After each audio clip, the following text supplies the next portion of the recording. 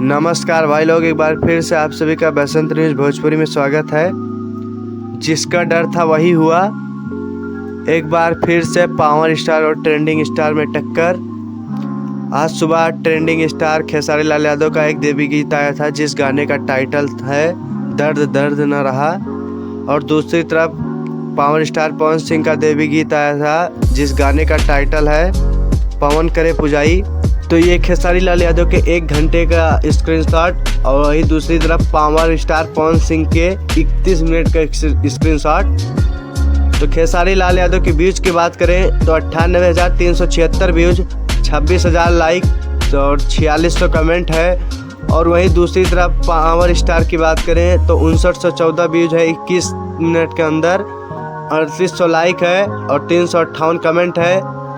तो आप लोगों को पता चल ही गया होगा कि असली ट्रेंडिंग स्टार कौन है।